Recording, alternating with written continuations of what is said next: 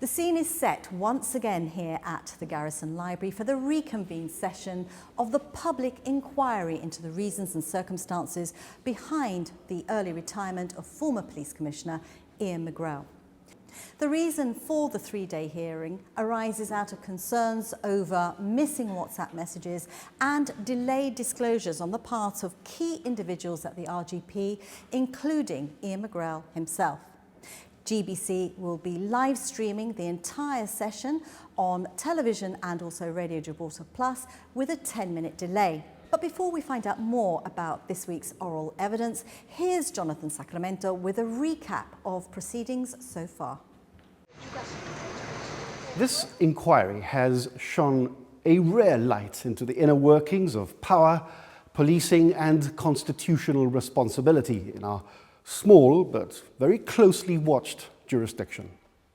At the heart of it all, the retirement of Police Commissioner Ian McGrail in 2020. 2 years before he was meant to. And this was originally attributed to health and personal reasons, but we know that since the inquiry was convened, there's been all sorts of allegations about political interference and institutional failures. The public inquiry, chaired by retired Judge Sir Peter Openshaw, set out to determine the facts behind Mr. McGrail's departure. And over 21 days, we heard evidence from the Chief Minister, the then Governor, police officers, and Mr. McGrail himself, among others. We also heard opening and closing submissions from lawyers representing all the core participants. According to Mr. McGrail's legal team, the trigger for his downfall was a police operation called Delhi. And this was an investigation into the alleged fraud involving the National Security Intelligence System. As part of the investigation, police officers attempted to execute a search warrant in the home and offices of James Levy KC, a leading figure in the legal community and a close personal friend of the Chief Minister. Mr. McGrail and his legal team argue that what followed was unprecedented. Mr. McGrail's lawyer, Adam Wagner, said the Chief Minister had done everything in his power to stop the investigation.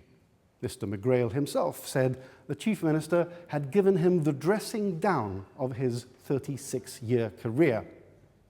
Mr. McGrail said his insistence on proceeding with the investigation and protecting the integrity and independence of the police had made him a political inconvenience. Mr. McGrail's legal team said the loss of confidence in Mr. McGrail had only been manufactured after Operation Delhi, and only after that operation had reached the door of someone powerful.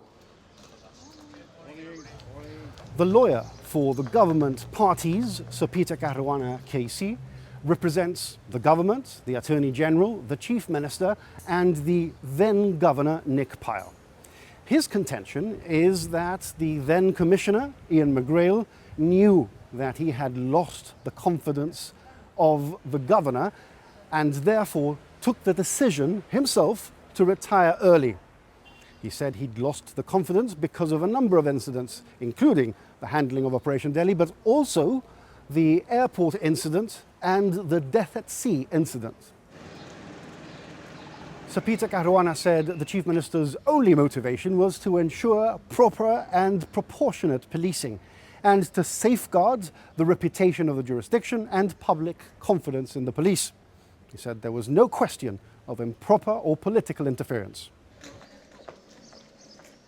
We also heard from the lawyer for the Royal Gibraltar Police, Nick Cruz, who said that the process that led to Mr. McGrail's retirement was improper, unlawful, and a breach of the Constitution and natural justice. James Nish KC, acting for the Gibraltar Police Authority, said the authority had acted in good faith, but there was a clear need for protocols to set up the relationship between the GPA and government officials.